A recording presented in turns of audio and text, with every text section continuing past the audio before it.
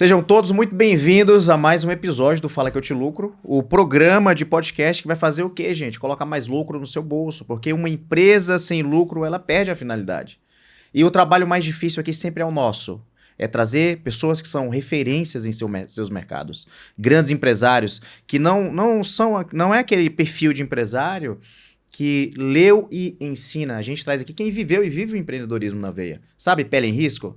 E hoje eu trago uma pessoa aqui que eu admiro muito, um cara que eu gosto, já aprendi muito com ele, hora ou outra eu referencio aqui, né? Eu falo, quando eu falo pra vocês que sucesso é uma decisão, né? Eu falo, quem falou isso foi fulano. Então você já deve imaginar quem que eu trouxe aqui no Fala Que Eu Te Lucro, e a gente vai falar sobre vendas, nós iremos falar sobre marketing, principalmente porque ele é uma das maiores autoridades de marketing e vendas no Brasil. Poxa, imagina um empresário que fala sobre isso desde 2006. Era mato ainda, as pessoas não falavam sobre isso. As empresas não trabalhavam o seu modelo mental setado para vender através do marketing de vendas ali, propriamente dito, unindo essas duas forças, montando máquina de vendas, né?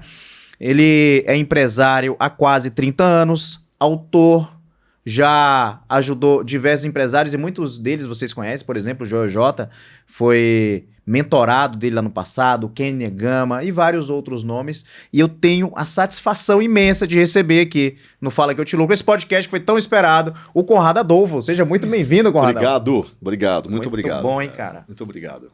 Obrigado pelo convite, obrigado pelas palavras, obrigado pelo carinho também. Então, vamos lá, vamos bater esse papo. Vamos lá, Conrado.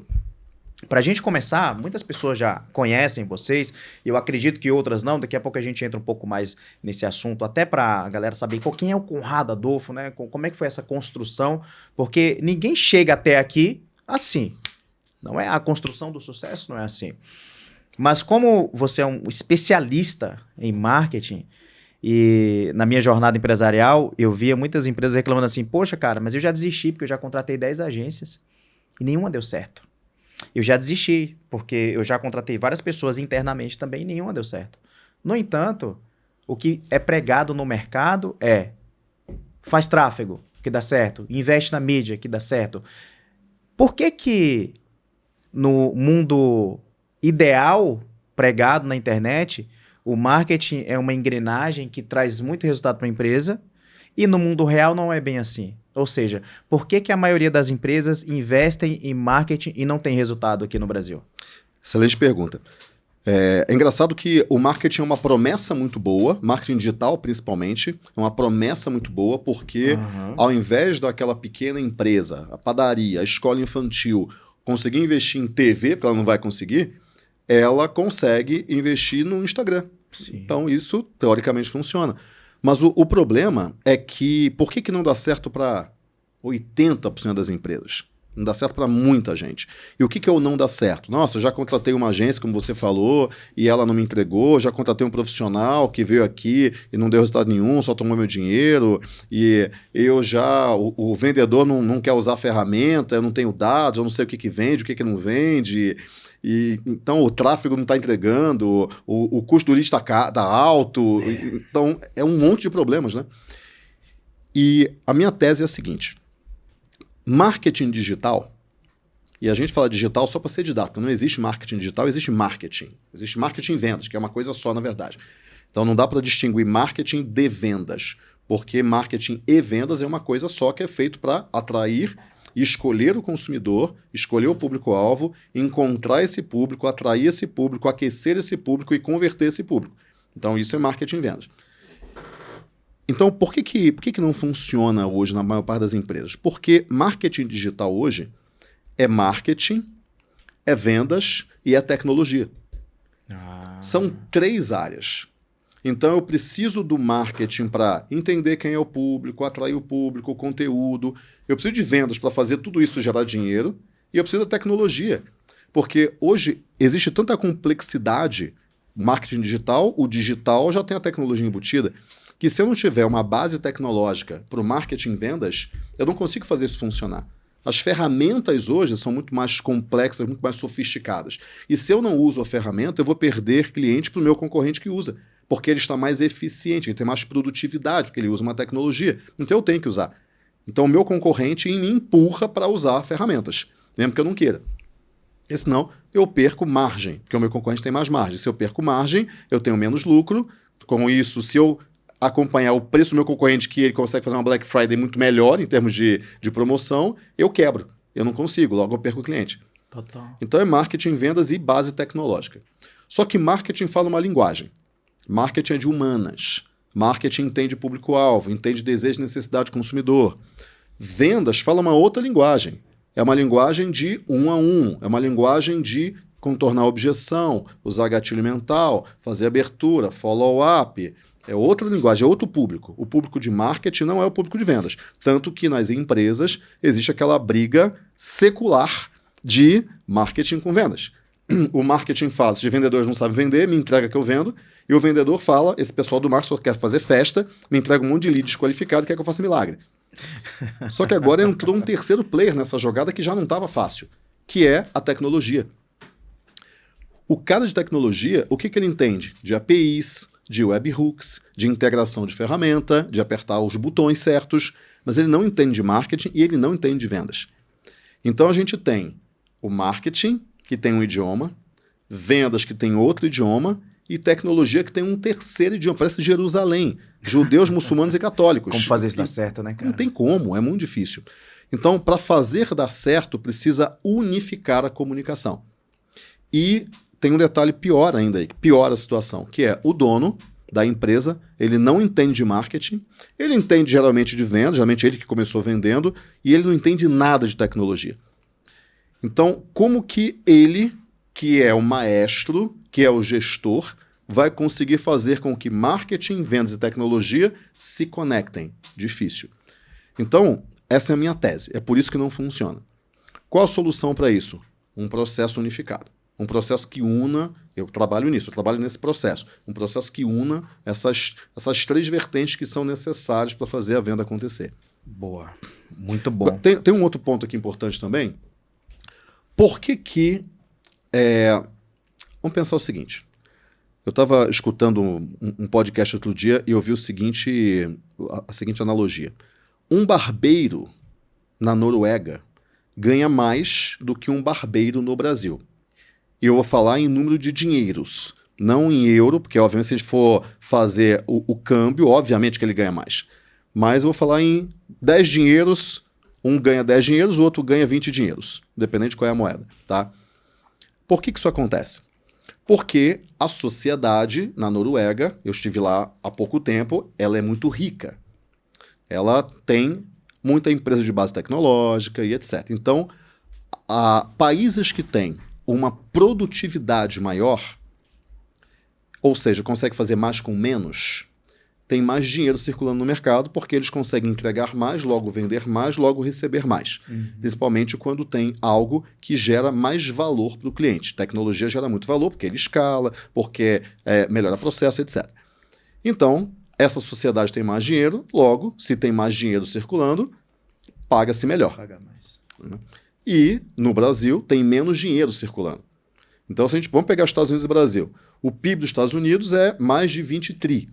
O PIB do Brasil, eu acho que não chegou a 2 de dólares, né? Trilhões de dólares. Aí mesma moeda. Aí, né, cara? Um abismo, 10 vezes maior.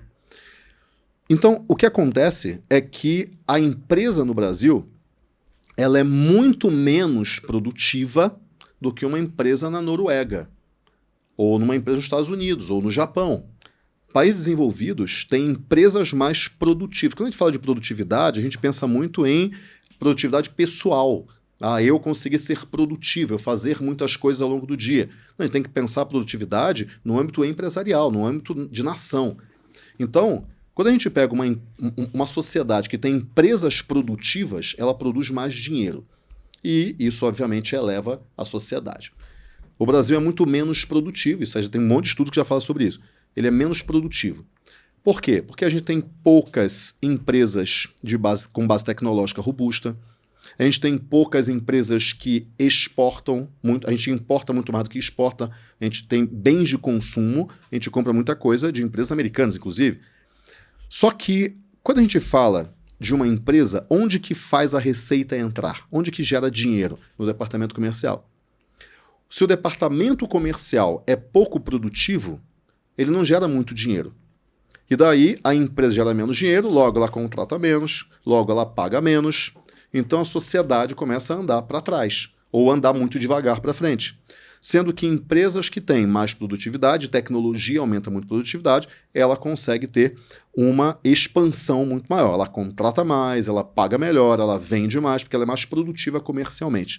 No Brasil, a gente tem baixa produtividade em termos gerais e também em termos comerciais. Uhum. O que que... Então tem dois grandes problemas aqui. Primeiro, e um deriva do outro, né? Marketing, vendas e tecnologia não se conversam. É uma briga eterna. O dono da empresa não entende dos 3 departamentos. Ele entende talvez mais de vendas, mesmo assim não entende tanto de vendas, que ele tem que ficar apagando incêndio o tempo todo. E ele não entende tecnologia, entende muito pouco, na maioria das vezes. Não generalizando, mas na maioria das vezes. E além disso, o que isso gera? Uma baixa produtividade comercial. Quando a gente tem uma baixa produtividade comercial, vende-se menos, cresce menos. O que faz as empresas serem produtivas?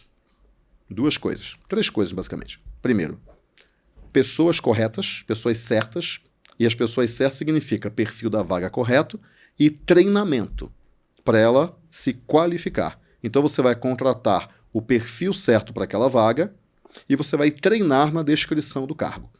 Então você vai pegar uma pessoa e falar o seguinte, olha, você tem o perfil para essa vaga de social media, eu vou treinar você para que você seja um bom social media. Então, esse é o primeiro ponto. Segundo ponto é treinar no quê? Treinar no processo, que é o segundo ponto aqui.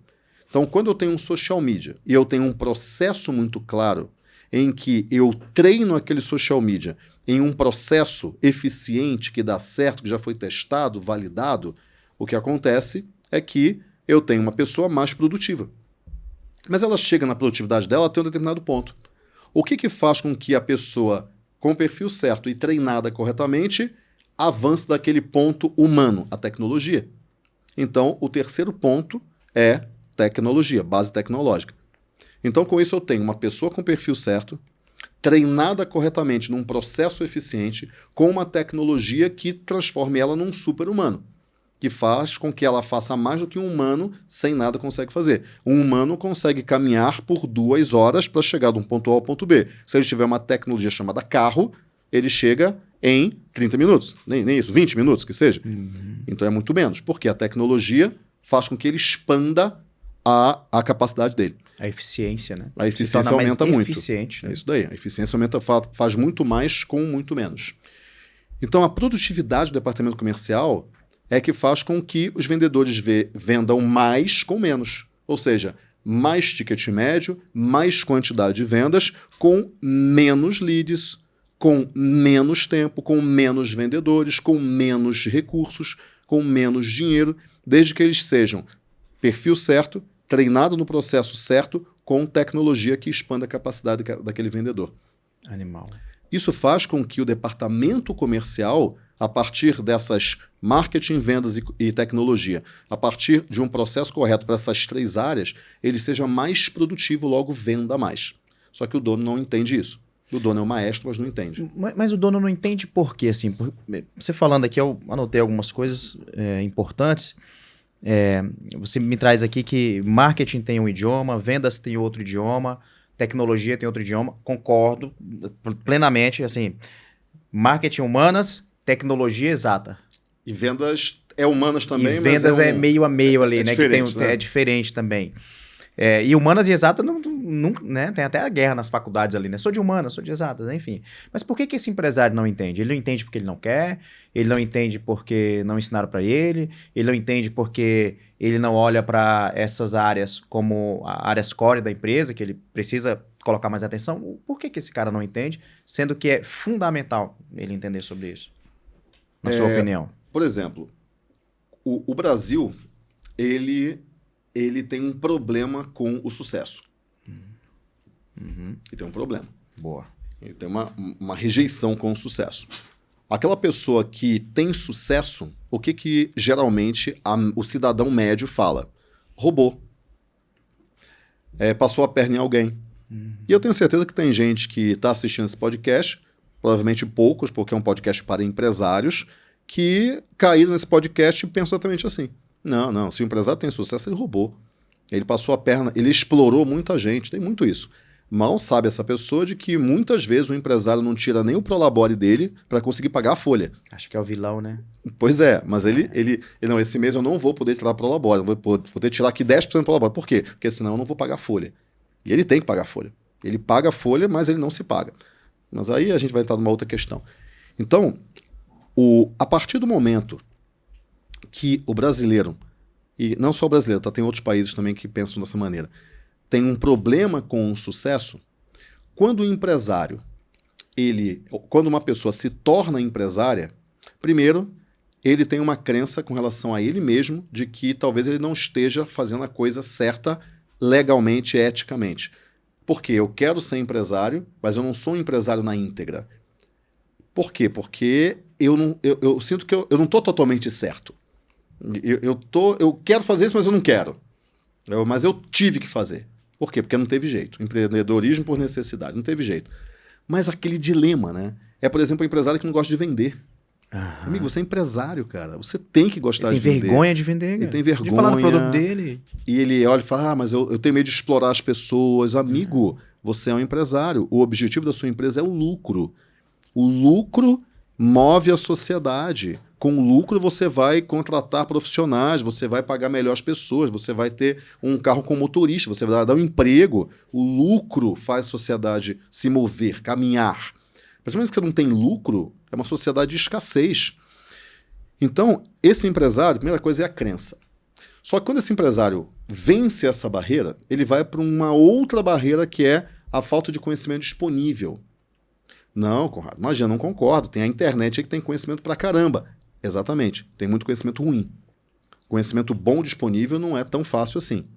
E uma outra coisa é, tem conhecimento bom? Tem, você tem que achar. Então, não é tão simples achar conhecimento bom. E é bom para que nível que você está. Porque, às vezes, eu vou a alguma palestra, algum evento, que a pessoa está falando uma coisa muito boa, mas não boa para mim. Porque eu já passei daquele nível, já entendi. Eu quero um outro nível de jogo. E aí, simplesmente, para mim, aquilo não funciona. Então, primeiro, existem as crenças. Depois, existe uma quantidade enorme de conteúdo que mais confunde, tem muita coisa ruim. E terceiro, quando eu acho um conteúdo bom, somente ele é bom para mim. Ele é bom para outra pessoa, mas não para mim. Não no nível de jogo que eu tô. Talvez esteja mais avançado ou menos avançado. Não encaixa, né? Não encaixa. Então, o empresário, ele quer saber. Porque no Brasil, a gente já entendeu que conhecimento e dinheiro têm uma relação intrínseca. Já existe esse entendimento. Se eu estudo mais, eu ganho mais. As pessoas já sabem disso. Então, não é mais um mistério. Só que eu estudo mais o quê? Eu estudo mais com quem? Eu estudo mais onde?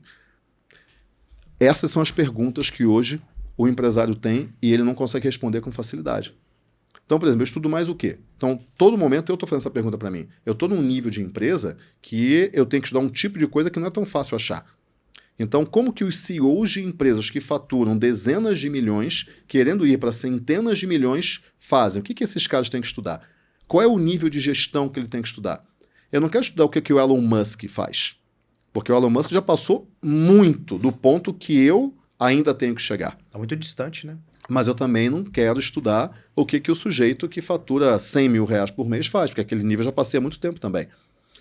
Então, é difícil você categorizar e você encontrar exatamente qual é o nível de estudo que você tem que ter e onde que você bebe, qual é a fonte que você vai beber. Ou seja, é muito confuso isso para o empresário. Não é que nem você entrar numa escola e você, quando você está na primeira série, você vai estudar tal coisa. Na segunda série você vai estudar isso, na terceira série você vai estudar isso. Tá, então o que você já estudou? Qual a sua idade? Então você tem que entrar nessa escola aqui na quinta série. Então nem sei se tem quinta série, eu acho que tem ainda, acho né? Que tem ainda. Você vai entrar na quinta série, você tem que estudar isso daqui. E aí você tem lá um pacote. É muito difícil para o empresário descobrir o que ele tem que estudar, no nível que ele está. E ele muitas vezes nem sabe qual é o nível que ele está. Então, essa parte é muito confusa. Não tem ainda um sistema de ensino para empresários como uma escola. Metodologicamente. Metodologia. Você é empresário, você está no nível 4. Então agora você tem que estudar o nível 5, que é esse nível aqui. Não existe isso. Então todo mundo meio que vai por intuição. Então, não é que o cara não queira, ele quer. Mas é muito complexo, né? É muito conhecimento, coisa ruim, misturada. Ele quer depois que ele quer. né? Ele quer depois que ele vence a crença. Depois que ele vence a crença. Porque até a crença é um muro. É um muro grande. Eu já tive também. É isso daí, é um muro. É isso aí. As minhas crenças, elas me impediam de prosperar, de avançar. E nem eu sabia que eu tinha crença. O peixe não sabe que a água existe, né? O peixe não sabe que a água existe, né? E depois que eu venci, que eu rompi, um monte de demônio na cabeça, trauma de infância, de um monte de coisa, aí você percebe que, cara, isso aqui me impedia de prosperar. O empresário não sabe disso, né? E eu concordo também, e eu vejo que a origem do empresário é a origem que a escola falhou, a família falhou com ele, aí ele vai para o mercado também falha com ele, e quando ele chega para empreender, ele empreende muitas vezes por necessidade. Aí como ele vem de uma recorrência de várias falhas, ele chega lá, em um determinado momento, ele vê que a empresa é um lugar para ele ter uma renda, e não para ele ficar rico. É um autoemprego. É um autoemprego, né? Ele fala, poxa, eu já pago um apartamento, eu eventualmente pago a escola do meu filho, e eu já estou há 20 anos aqui pagando as coisas, e a gente realmente, consideravelmente, a gente melhorou. Mas ele melhorou porque o sistema brasileiro ele é feito para o empresário dar certo até um certo ponto para alimentar a máquina. Porque é muito legal pro governo, para a Receita Federal, ter uma empresa que está há 30, 40 anos sem lucro, mas crescendo, porque ela alimenta a máquina. Porque todos os meses ele vai pagar o imposto. Sim, exatamente. E quando essa família vai consumir, ela consome no supermercado, a gasolina, e ela paga imposto de novo no consumo. Então, não ter lucro na empresa é muito bom para a máquina pública. É legal pra caramba para eles. Só que o empresário não vê isso, né? Bom. Né? Deixa eu te fazer uma outra pergunta aqui. Você anotou, eu coloquei aqui. Para os próximos 10 anos. Para os próximos 10 anos. Próximos 10 anos? Sim. Próximo ano. Qual que é o pulo do gato das vendas para o próximo ano? Cara, 80-20. 80-20, eu não acredito muito em pulo do gato. 80-20. Tá. Deixa eu melhorar minha pergunta, porque pulo do gato é sorte. Né? Eu também não... Acho que 80-20 é... O que vai acontecer nos próximos anos? A IA, ela vai mudar o percentual de margem líquida das empresas. Então, a gente tem um número meio básico, assim, que é: empresa de serviço tem 30% de margem, empresa de varejo tem lá seus 15%, 20%, indústria tem 5% a 10%. Então, isso aí é um número que todo mundo que é meio comum. Só que com IA, as empresas de serviço vão para 40% de margem. As empresas de varejo vão para 15, 20, 25, talvez 30. A indústria vai para 10, 15. Por quê? Porque a IA vai tornar os processos mais eficientes. Então a gente volta lá naquele início. Então imagina o seguinte, eu sou um varejo, eu tenho lá meus 4 vendedores. Eu tenho 4 vendedores, eles conseguem atender juntos 80 pessoas, botar aí 100 pessoas por dia, cada um atende 25 mais ou menos, e eu tenho um limite de vendas de 100 pessoas que eles conseguem atender. E eles não são treinados direito, porque eu não sei treiná-los, então aí eu entro ali na vida real ali. Então o vendedor não é tão bom assim. Então um vendedor atende 25 pessoas, só que ele faz 2 vendas. O outro faz 1, o outro faz 3. Eu estou naquela média. Só que aí, junto com aqueles 4 vendedores que me consomem, porque eu tenho uma folha com eles, eu coloco uma IA que também vende, pelo WhatsApp. IA pelo WhatsApp, eu faço a venda, contato o motoboy, entrego lá, etc. A pessoa paga o frete. A IA, primeiro, ela vai atender 500 pessoas por dia, 1.000 pessoas por dia. Ela vai vender mais. Segundo, a taxa de conversão dela vai ser maior. Por quê? Porque ela segue o script, porque ela tem todos os produtos na memória dela, ela tem todas as objeções que ela foi treinada, então, e ela já sabe como contornar muita objeção, porque ela bebe de muitas fontes fora da empresa. Então, com isso, aquela IA começa a fazer a empresa ficar muito mais produtiva, porque ela faz mais com menos. Então, agora, aquela empresa que faturava 30 mil reais com 4 vendedores, ela passa a faturar 100 com 2 vendedores. Porque o dono olha e fala, não, peraí, aqueles dois ali não estão contribuindo em nada. Aqueles dois ali, ok, aqueles dois não. Então eu vou manter os 2 vendedores aqui, mas eles vão ser muito mais para atendimento, de repente para fazer um upsell, para atender o cliente, quando o cliente vier aqui. Mas eu vou vender pelo WhatsApp e vou usar a IA, que vai vender o meu produto. A empresa fica mais eficiente. Então, primeira coisa é, a margem de lucro dessa empresa muda, porque ela vende mais, ela vende melhor, com menos custo. Ela vai ter custo fixo, lógico, que ela vai ter que comprar os produtos ou ela vai ter que contratar as pessoas que vão entregar o serviço. Mas agora ela mudou o departamento de marketing e vendas dela. Por quê? Base tecnológica. Plugou tecnologia. Plugou tecnologia. Agora imagina o seguinte, agora eu tenho 2 lojas de moda feminina. Uma loja que usa IA, uma outra que não usa. Uma loja que vende pelo WhatsApp com IA e uma que não vende. Essa loja que vende com IA, ela está atendendo mais pessoas, ela está fazendo tráfego pago, porque agora está sobrando mais dinheiro, ela tem mais gente indicando ela, porque ela está vendendo para mais gente indica. Ela tem mais dinheiro, porque ela está vendendo melhor, porque o ticket médio aumentou. Ela tem menos custos, então ela está com mais margem. Então ela consegue até baixar o preço se ela quiser ganhar mais mercado, para daí ter mais clientes e ganhar clientes do concorrente, e ainda assim ela tem lucro. Então ela está muito mais eficiente, muito mais produtiva. E a loja que não usa IA, ela ainda está no século passado. Ela ainda está com a margem de 15%, 20%, e olhe lá, que a maioria nem tem essa margem. A gente está falando aqui número de mercado, mas a maioria não tem essa margem. Ela tem vendedores que só atendem dia de semana, de segunda a sexta, de 9 às 5. Cumprindo horário. Que não necessariamente atendem bem, porque eles não sabem o script. Tempo ocioso. Aí um dia o cara acorda de mau humor, atende mal o cliente, não vende. Enquanto isso, tem uma IA que vende 24 horas por dia, responde todas as dúvidas, tudo. Segue script, tudo.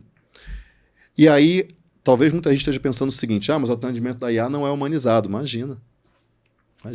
Vamos fazer... aqui meu celular está ali. Mas melhor, né? Se a gente pegar um chat GPT e colocar no modo de voz, eu chamo ela de GPTeia, né? Que é o chat GPT de voz lá, feminino. Uhum. Ela faz até piada. Faz piada. Ela compõe música. Uhum. É isso daí.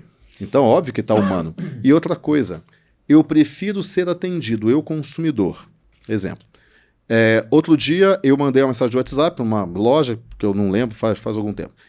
E, primeiro, eu mandei, acho que era no sábado. Eu nem esperava que a pessoa me respondesse. Para começar. Não esperava. Mandei lá porque eu lembrei, falei, vou esquecer isso aqui, já vou mandar o WhatsApp aqui para a loja e tal, para ver se tem tal produto. Então, esse é o primeiro ponto. Eu não fui atendido no sábado, nem no domingo, e fui atendido na segunda-feira, à 13h, depois do meio-dia. Eu nem lembrava mais e a pessoa mandou mensagem para mim. Legal. Aí eu fui lá, perguntei, a pessoa me erra português, não me responde direito, demora para me responder quando eu faço a segunda pergunta, ou seja, foi um mau atendimento. E no final de contas ela me falou o que eu queria, mas a muito custo, né? Demorou dias. Eu tive que fazer umas 3 perguntas para chegar na pergunta que eu queria, na resposta que eu queria, para daí eu decidir se eu ia comprar o produto ou não. Eu prefiro ser atendido por uma IA, que vai me atender no próprio sábado, vai me responder todas as perguntas e já vai me dar a resposta que eu preciso. Rápido. Ou seja, seu tempo é muito precioso no processo de tomada de decisão de compra. Exatamente.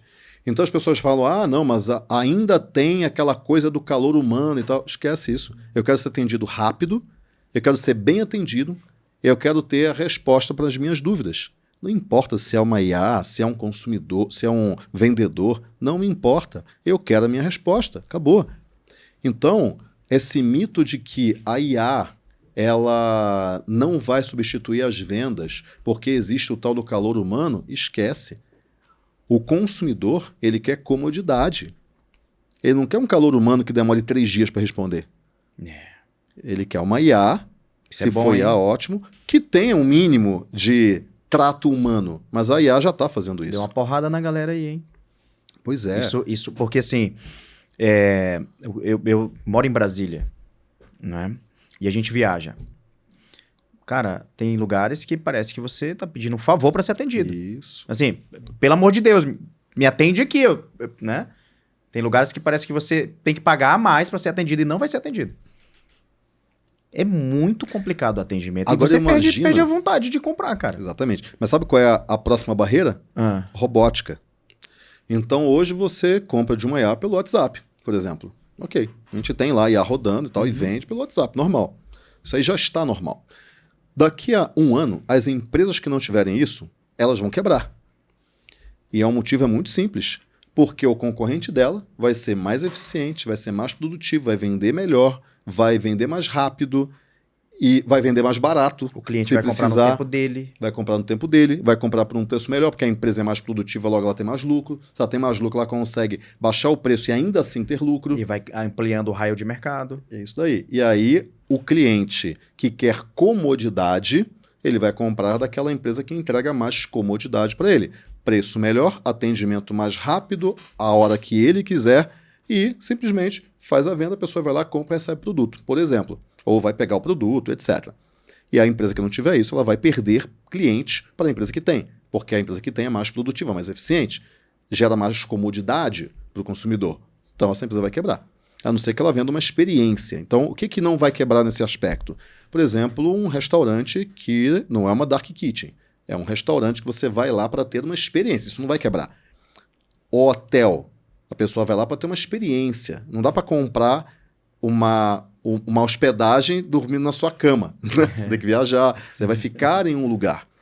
E, por enquanto, o que não vai quebrar também é o encanador, o marceneiro, que a IA não consegue fazer o trabalho de um encanador. Mas daí a gente vai para o próximo nível, que é a robótica. A robótica vai fazer o trabalho do encanador. A robótica vai atender a pessoa numa loja.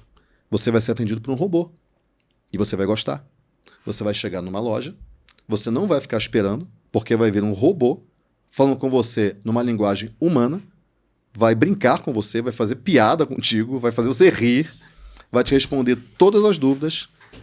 Você vai escolher, o robô vai ter uma tela deste tamanho, numa loja de moda feminina, por exemplo, que vai mostrar para você que você não vai precisar ir num provador para... No provador, lógico, você não vai precisar perguntar para uma vendedora, ele vai te falar com uma voz feminina. E eu não estou falando um robô humanoide, não.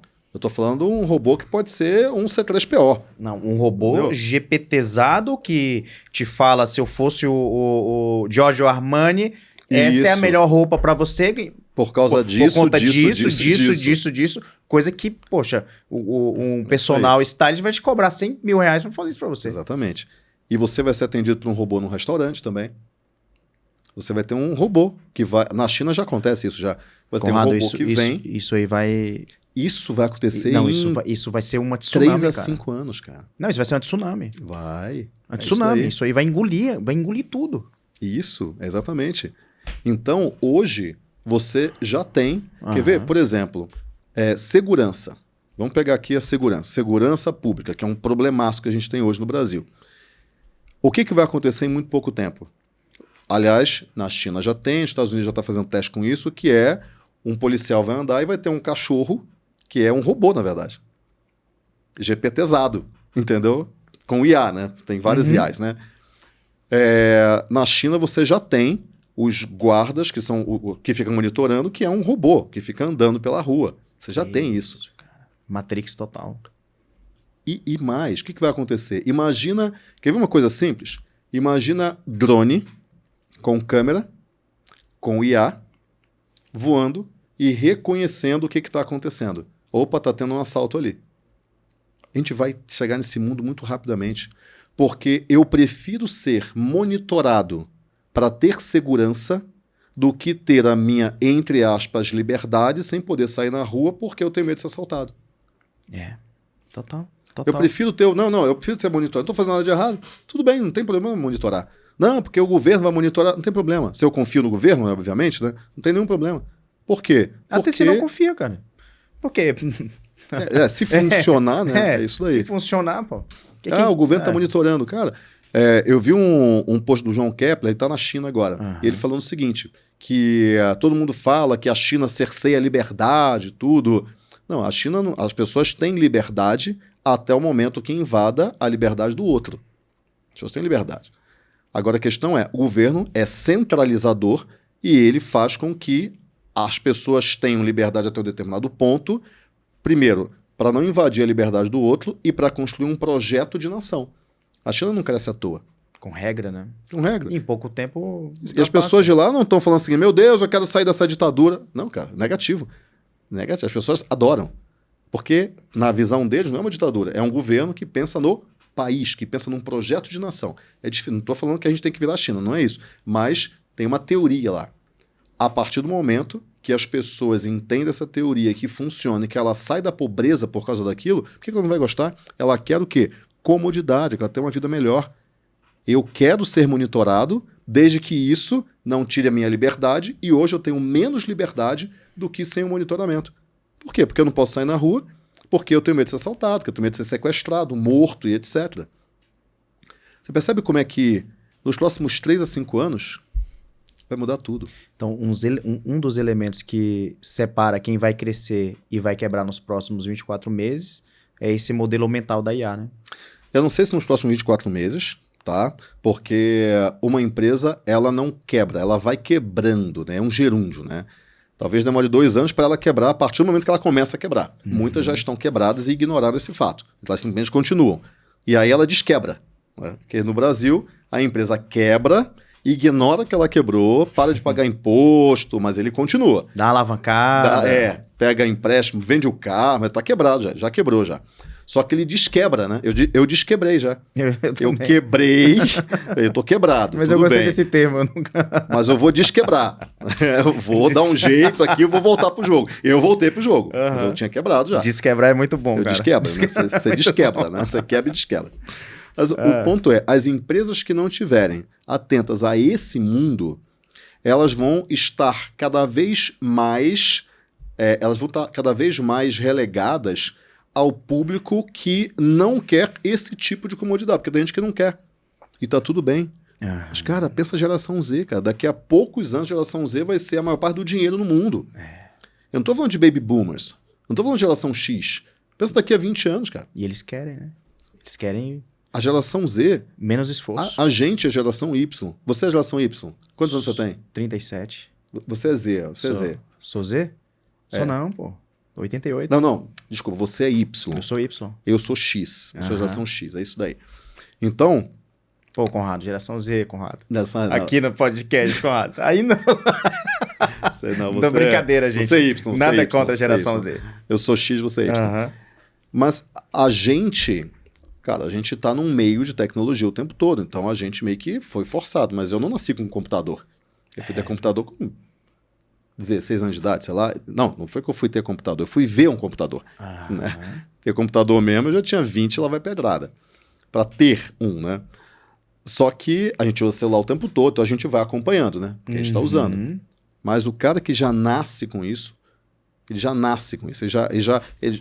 tá na infância dele. Eles nasceram dentro desse mundo. Dentro desse mundo. Não vai ter nenhum problema dele ser atendido por um robô. Zero problema. Isso vai acontecer daqui a 10 anos.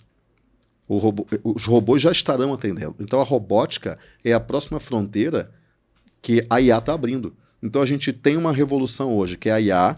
A gente vai ter uma revolução que vai ser o robô com IA, porque um robô sem IA é um robô burro.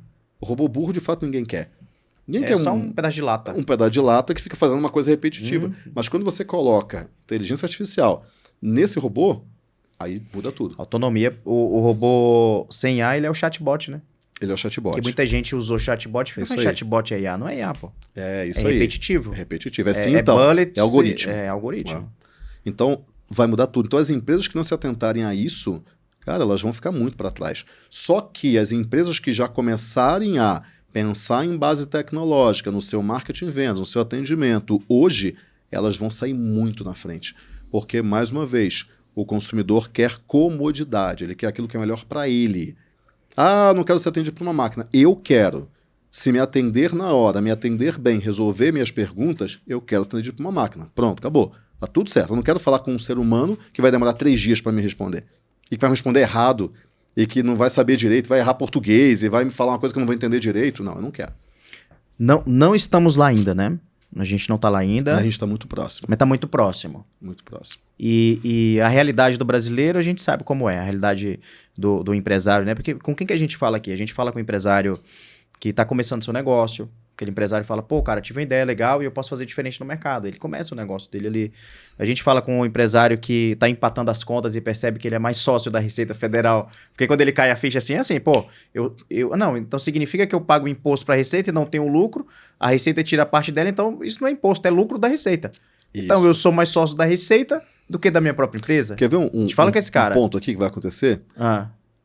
Por que as empresas... Eu vou dar um motivo para as empresas terem que aumentar a produtividade delas nos próximos 6 meses, no máximo, estourando.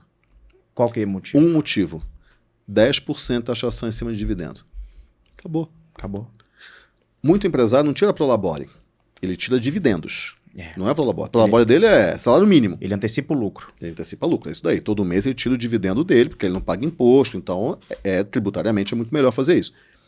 Só que agora, o prolabore dele, que na verdade é os dividendos, vai vir com 10% a menos. Ele tem que aumentar a produtividade dele. Não tem jeito. Então, porque daí ele tem que aumentar a prolabore dele, ou a produtividade em 11%, né? Para que, tirando 10%, continue do que ele tem hoje. Ou seja, ele vai ter que fazer mais para conseguir o mesmo resultado. É um jogo de margem também aí. É um jogo de margem. Ele vai ter que fazer mais para ficar igual. Não é para ele crescer, é para ele ficar igual. Ele vai ter que crescer 11% para ficar igual. Tudo bem, estou falando de dividendos acima de 600 mil por ano, né? Acho que é isso, né? Então, empresas um pouquinho maiores, não é muito maior não, mas um pouquinho maior. As empresas que já faturam seus... Vamos botar aí, 1 milhão mês, 1 milhão, 1 milhão e meio. É a empresa média. O prolabore do cara já é 50, já entra nisso daí. Tá? Ou seja, 60 mil por ano já vai de novo para o governo. No caso, né? Exatamente. Então, essa empresa, que esse empresário que está um pouco mais escalado e que por isso tem mais custos também, esse cara, ele vai ter que aumentar a produtividade dele, não vai ter jeito. Vai ter que aumentar. E para aumentar, olhando para o cenário atual, você falou de uma coisa, né? Esse é um motivo, tem vários. Esse é um motivo. Esse é um motivo forte. Né? Mas se for uma coisa para ele fazer, se o empresário puder olhar para o negócio dele para ele fazer uma única coisa, agora para aumentar a produtividade em vendas dele. Você falou muito de processo. IA com processo. Desde que ele tenha um processo, né? Se IA não tiver com processo. Então, na ordem, porque a única coisa depende do ponto que ele está. Então, se ele estiver no ponto de nem script de vendas ele tem, ele nem treina os vendedores, ele vai ter que ter um processo para que os vendedores consigam ser melhor treinados, porque isso aí já vai melhorar. Se ele já tiver isso, e a maioria não tem, daí ele coloca o quê? Tecnologia. Porque a tecnologia sem processo só expande o erro. Então não adianta usar a tecnologia se não tiver processo. Boa, Conrado. A tecnologia aumenta a capacidade humana a partir de um processo. Caramba. Né? Se eu não sei dirigir e eu pego um carro, eu vou matar as pessoas mais rápido. Caramba, cara, esse é um ponto cego gigante, esse negócio de tecnologia sem processo. Sim. Você lembra dos ERPs? Sim. Quando chegou e a galera contratava um monte de ERP que seria a solução do negócio. Não tinha processo. E não tinha nada, e aquele ERP era um monstro gigante, não resolvia nada. Só era, né? Exatamente. Aí é a mesma coisa, né? Mesma coisa. Se você não tem um script de vendas para o teu vendedor, como é que você vai treinar uma IA num script? Fala um pouco de script aí para a nossa audiência. Então imagina o seguinte... E depois vamos entrar no processo. Aquele processo que a gente estava falando no bastidor. Tá, então imagina o seguinte. O teu vendedor, você tem uma clínica.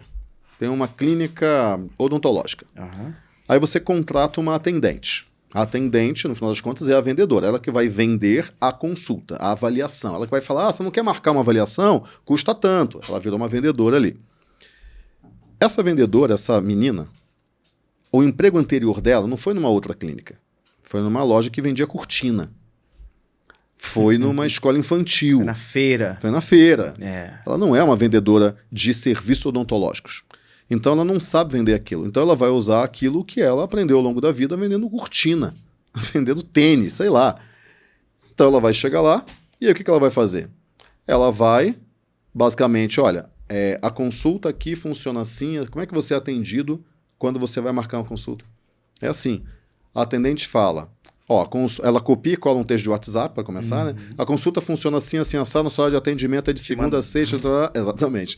E a consulta, qual o plano? 1.000, não, a gente não atende a 1.000, aqui a consulta custa R$500, assim, assim, assado, você paga no Pix aqui na hora e tal. Isso não é uma venda, isso é uma explicação. A explicação faz parte da venda, mas não é a venda. A venda é muito maior do que isso. Mas por quê? Porque essa menina, ela foi treinada assim.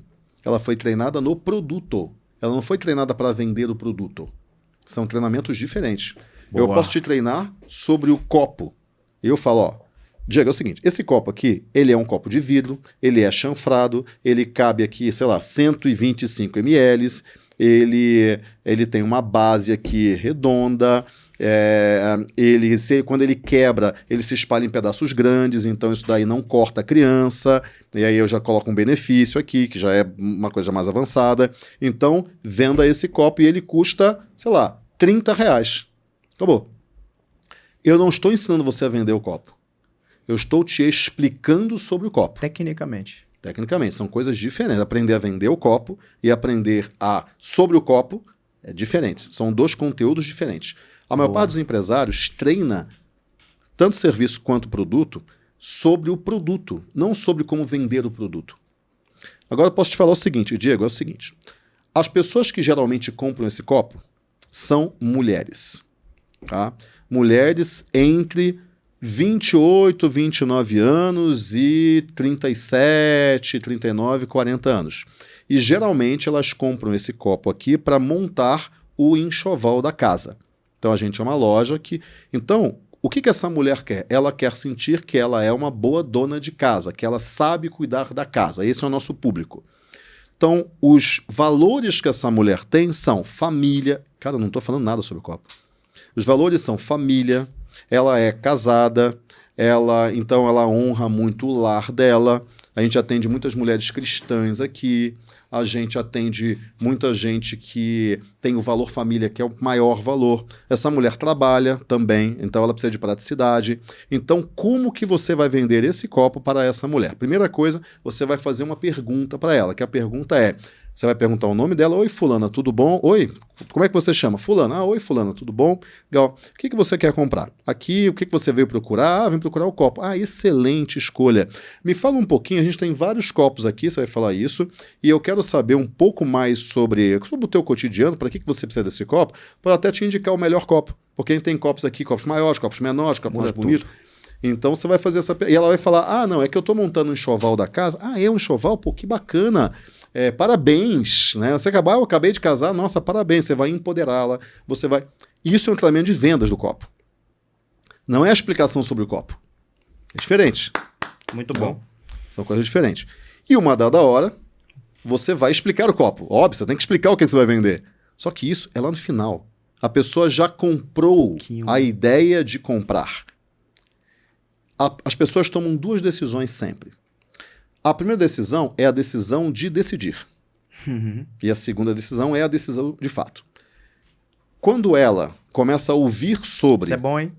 São duas decisões sempre. Primeiro eu decido decidir. Eu vou mudar de vida. Eu acabei de decidir... Isso é muito bom. Tomar uma decisão. Anote isso aí. Anote isso aí. Isso é muito bom. É sempre assim. As pessoas primeiro decidem decidir. Depois elas decidem. Muito bom. E então... Por exemplo, sei lá, a minha empresa ela está vendendo pouco. Eu quero vender mais. A primeira decisão que eu tomo é, eu vou procurar algo que vai me ajudar a vender mais.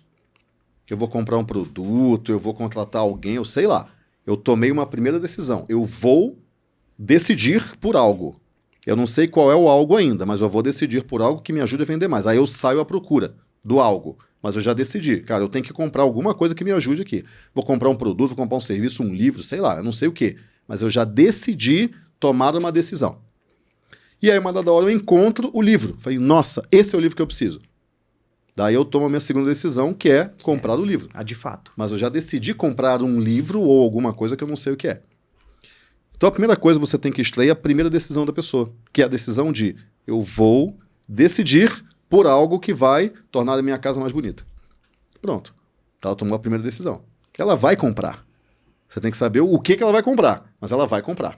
Muito bom. E aí, depois disso, você apresenta para ela aquilo que casa com aquilo que ela pensa. Cara, isso é muito profundo. Só que antes disso, você tem que saber o que ela pensa. Não adianta tentar vender um copo vendendo status se a pessoa quer economia. Porque o copo eu posso vender ele por status. Ó, esse copo aqui é o mesmo... Você acompanha, sei lá, nem sei qual é. A Princesa Diana? Isso. Você acompanha Né? a Silvia Braz. Alguém... A Silvia, acompanha a Silvia Braz e tal. Olha só, a Silvia Braz, não sei se você viu um post dela, um story dela, acho que faz uma semana. Ela estava promovendo um outro produto, mas era esse copo que estava na mesa dela. Não é o que ela promove, aquilo é o que ela usa. Esse copo, ela usa o copo. Ela pode usar muitos copos, ela usa esse copo. Ela não estava promovendo esse copo, mas esse copo estava lá na mesa dela, num cantinho ali. Posso até te mostrar a foto aqui. Ou seja, esse é o copo que a pessoa que você segue usa, não que ela promove.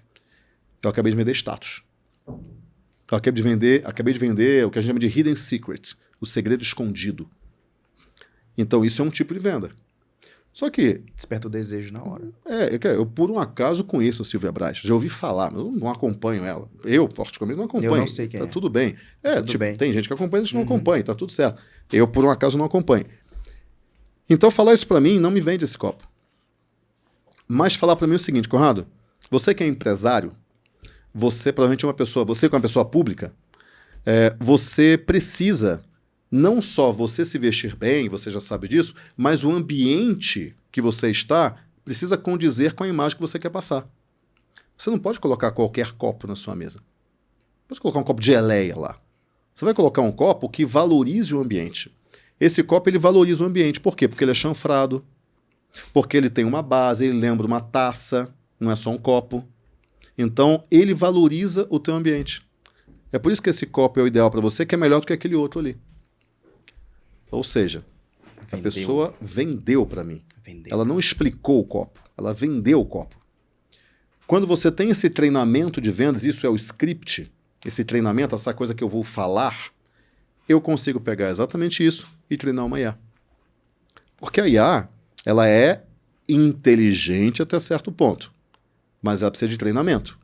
Ela é inteligente, ela consegue... Por que ela é inteligente? Porque ela age por probabilidade, ela é generativa. Então, é que nem o Google completando as palavras para você. Então, quando eu escrevo, durante mais de uma década, eu tenho sido um empresário, ou melhor, nos últimos 10, vou falar anos, né? Nos últimos 10 o que anos?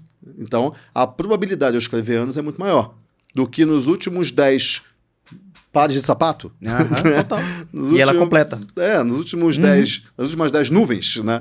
Não, nos últimos 10 anos. Ela é preditiva. Ela é generativa. Então, uma IA, ela é preditiva. Ela trabalha com probabilidade. Quando eu treino ela, eu melhoro a compreensão da probabilidade. Porque eu treinei ela. Então, eu peguei e falei assim, olha, quando uma pessoa perguntar tal coisa... discuta nessa área aqui, mais ou menos. Ela fala, legal, então eu já meio que sei, probabilisticamente, qual é a coisa que a pessoa vai perguntar e o que eu tenho que responder. Por quê? Porque eu tenho um treinamento disso. O treinamento que você dá para o vendedor, você dá para a IA. Só que a IA cumpre o treinamento. Isso muda tudo. Isso muda tudo. A IA faz o que você falar e faz bem, e faz muito bem feito. 24 horas por dia, 7 dias por semana. Muda tudo, muda tudo. Muito bom, hein? Que isso, cara. Processo, pessoas, tecnologia. Processo, pessoas, tecnologia. A gente conversou no bastidor, você me falou um pouco sobre processo de venda, como você faz o processo. Qual que é o modelo mental do seu processo, das etapas dele. Lembra que a gente estava falando? Tá bom, ok.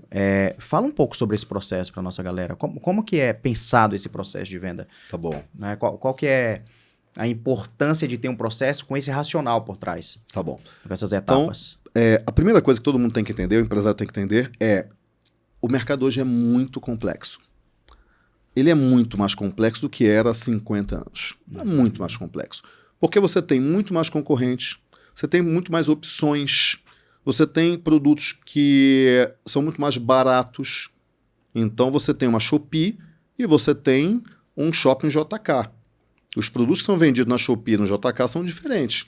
Sim. Ou seja, o nível de sofisticação do mercado aumentou muito. Se eu quero comprar um produto barato, eu vou na Shopee. Se eu quero comprar um produto de status, eu vou no JK. São coisas diferentes. JK é o JK Iguatemi, para quem não sabe, é um shopping de altíssimo padrão de luxo em São Paulo. É. Então, quando você entra num mercado... eu tenho uma outra coisa. Aí tem uma explicação em cima disso que é... Nós vivemos num mercado hipercompetitivo. O que é isso? O que é competitividade? Competitividade é... Você tem uma empresa que vende copo e eu tenho uma outra empresa que vende copo também. Nós estamos competindo. Só que a partir do momento que eu posso comprar do Mercado Livre o mesmo copo, eu já tenho um competidor diferente. Eu já estou comprando um canal totalmente diferente. Vamos pensar, por exemplo, um caso bem clássico da Apple. Então imagina o seguinte, a Apple vendia computadores. Ponto. A Kodak vendia máquinas de fotografia. Na verdade, ela vendia a máquina e tinha a questão dos filmes também. Filmes e tal. Uhum. Um programa de rádio vendia música, ou vendia comercial, no intervalo das músicas. Beleza. Então eu tenho uma empresa que vende... A Nokia vendia celulares. A Nokia não competia com um programa de rádio. A Nokia não competia com a Kodak. A Kodak não competia com a Apple. Esse era o mercado. Esse era o mercado. Então eu tinha competitividade. A Nokia competia com a Motorola. Uhum. A Apple competia com a HP, com a IBM. Uhum. A Rádio CBN competia com a Band News. Total. Ponto, acabou. Só que a Apple fez um celular que começou a tirar foto. Então, antes eu tinha competitividade. A Nokia competia com a Motorola. A partir do momento que eu tenho uma empresa de computador que começou a fazer com que eu, consumidor, pudesse tirar foto através do celular, que ela também não estava no mercado de celulares, aí ela começou a competir com a Nokia, ela começou a competir com a Nokia, começou a competir com a Kodak, começou a competir com a CBN, e então eu entro num mercado, num ambiente concorrencial de hipercompetitividade. Porque eu tenho uma empresa que não fazia parte do meu mercado que começou a competir comigo. Não era o core, não era atividade-chave? Não era atividade-chave. Agora pensa o seguinte, eu tenho um restaurante. Antes eu competia com o restaurante da esquina. Eu não competia com o restaurante do outro bairro. Porque a pessoa não saía do bairro para atravessar o bairro, só se o restaurante fosse muito bom e tudo, mas um restaurante desconhecido e eu desconhecido também, eu não competia. Mas aí veio o iFood. Então agora eu tenho um restaurante e eu passo a competir com o restaurante do outro bairro, que fica a 20 km de distância. Às vezes de outra cidade, igual São Paulo, que é tudo megalópole, né? Exatamente. Só que agora, eu que tenho uma farmácia, que eu não estava no iFood, eu começo a competir com a farmácia do outro bairro também. Então, olha como é que o mercado ficou muito mais complexo, muito mais competitivo. Muito. Em um mercado competitivo, quanto maior a competição, mais os lucros são diluídos. Porque eu, consumidor, ao invés de comprar num restaurante X, porque estava mais perto da minha casa, eu vou comprar num outro que longe está mais barato, mas vai me entregar em casa. Então, tanto faz se eu vou comprar de um ou de outro. Tanto faz. Eu vou comprar do mais barato. Do que eu confio, que eu não vou passar mal, né? O produto eu vou comprar o mais barato. Exatamente. E daí, o que acontece é, o mercado começa a ficar muito competitivo. Se eu vou comprar do mais barato, quem é mais caro, ou tem que aumentar os seus custos, colocando branding, diferenciação, etc. Ou ele tem que abaixar o preço, porque senão ele não vai conseguir vender. Total. Aumentou a complexidade do mercado. Então eu, como meu restaurantezinho desconhecido, ou eu abaixo meu preço para conseguir competir com aquele que também é barato, ou eu aumento a minha diferenciação. Só que para aumentar a diferenciação eu tenho que ser mais inteligente e aumentar custos. Então eu tenho que aumentar o custo para conseguir manter meu preço. Mas o meu custo era baixo. Se eu aumento o meu custo para manter o meu preço, eu começo a ter menos margem. Aperta a margem. Então eu tenho que aumentar um pouquinho mais ainda para eu conseguir aumentar bastante o preço, para eu aumentar a minha margem. Só que aí eu me transformo num outro negócio. E quem, não tem caixa não consegue fazer isso. Quem não tem caixa, que não tem estratégia para isso também. É. Então, no mercado de hipercompetitividade, se você não é produtivo e eficiente, você morre. Você vai sumir do mercado. Porque tem gente que está fazendo muito melhor do que você.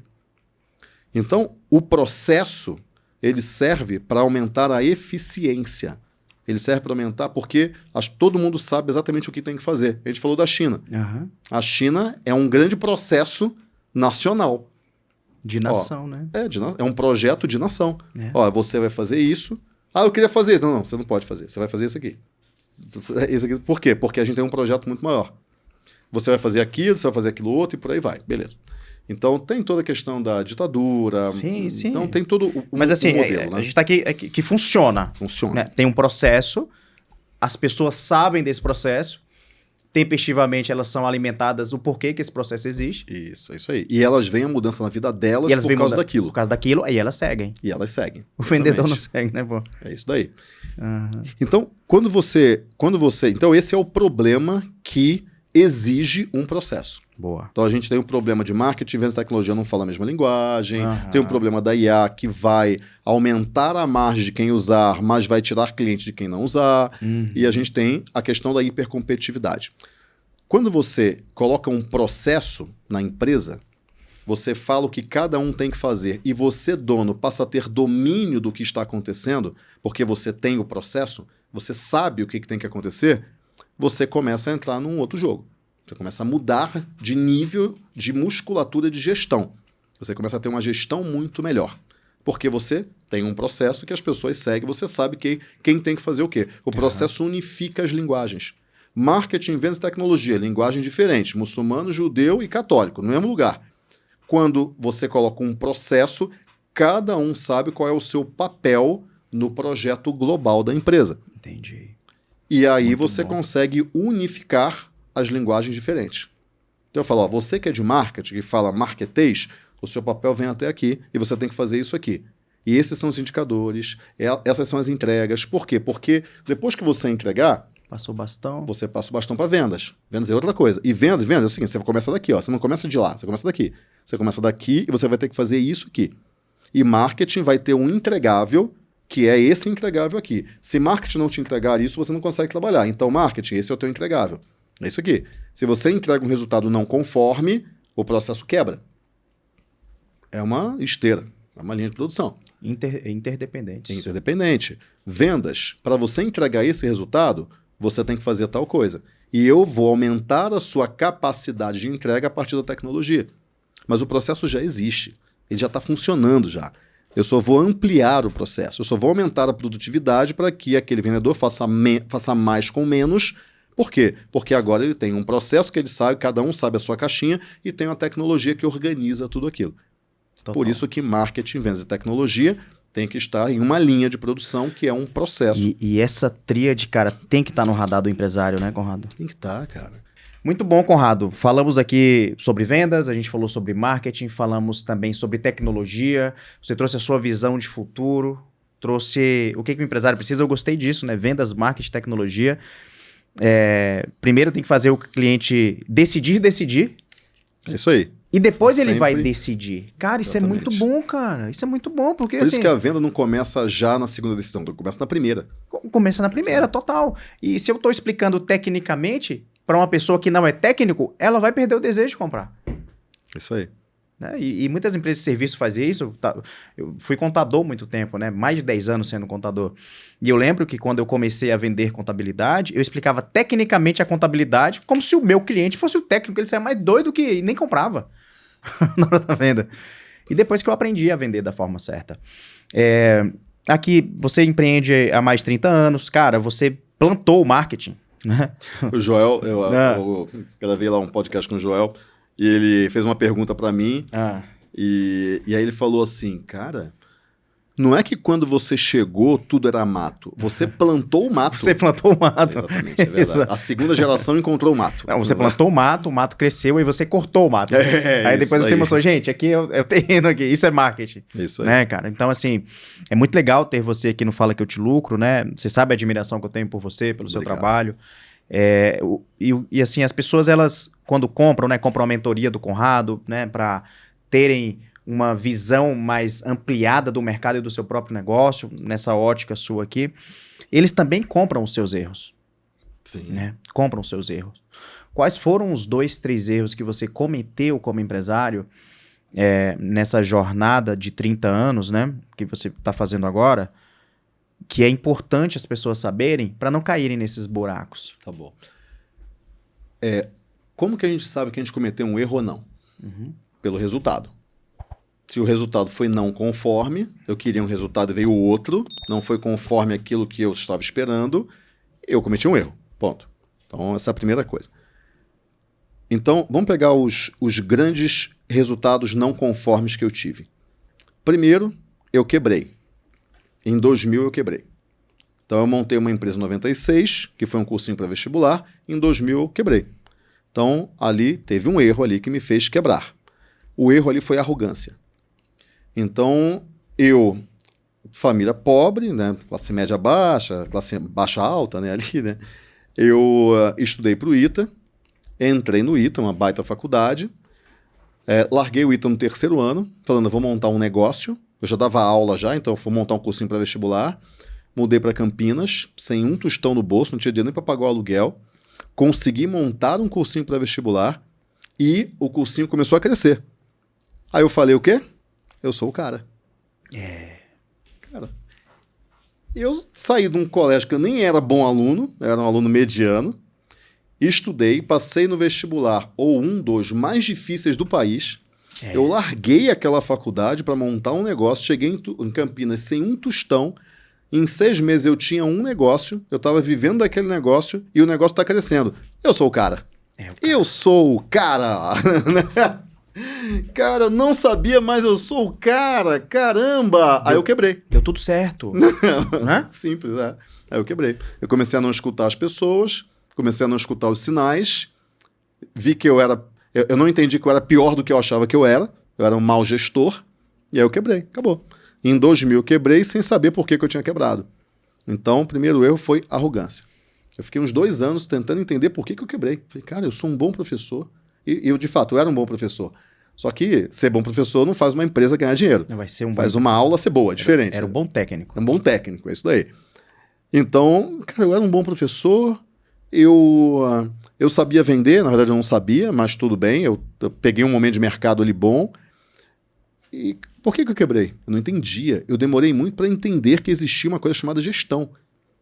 Porque eu nunca tive empresa, meus pais não são empreendedores, eu não sabia o que era uma empresa. Então esse foi o grande erro. O segundo erro foi o erro da pandemia. Que a pandemia eu quase quebrei. Que eu já mais maduro, eu soube como lidar com aquela situação, mas a minha empresa toda era apoiada em eventos presenciais. Eu fazia evento presencial para vender evento presencial e a pandemia veio e acabou com o meu modelo de negócio. E aí eu tive que pivotar. Então ali eu quase quebrei. Qual foi o erro que eu cometi ali? O erro de não diversificar o meu modelo de negócio. Porque, e diversificar não significa perder o foco. Perder o foco é uma coisa, diversificar é outra. Você pode diversificar sem perder o foco. Hoje eu diversifico. Mas eu diversifico, eu tenho vários negócios de naturezas diferentes atendendo o mesmo cliente. Então eu tenho mentoria para empresários, mas eu tenho a minha área de membros que treina os times desses empresários. Eu tenho uma ferramenta de IA para esses empresários. Eu tenho um escritório de contabilidade para esses empresários. Então eu tenho vários negócios, naturezas diferentes para o mesmo cliente. Eu me dedico muito a um negócio, que são as mentorias, que o negócio tem mais margem, mais ticket, então me dá mais dinheiro. E os outros negócios eu tenho sócios operadores. Então eu faço parte do conselho, mas não estou lá nos negócios. Mas eu atraio clientes para um negócio e distribuo para todos os outros. Isso é diversificação com foco. Tá? Que é uma coisa que eu meio que entendi que para mim funcionava muito bem. Então, eu não diversifiquei. E aí, quando eu não diversifiquei, eu apostei tudo em um modelo só, em um tipo de negócio só, que estava crescendo muito, por sinal. Quando veio a pandemia, alguma coisa me tirou aquele modelo. Então, do nada, do dia para a noite, o meu modelo foi inviabilizado. E assim, foi muito difícil eu recuperar. Mas como eu já tinha experiência do digital, porque eu já tive agência, eu consegui pivotar relativamente rápido. Mas eu tinha uma estrutura muito grande, tive que mandar muita gente embora. Eu tinha caixa, mas o caixa secou muito rápido, porque, cara, o faturamento foi para zero. Não é que ele caiu pela metade, ele foi para zero. Né? Então o meu caixa foi consumido muito rápido, né?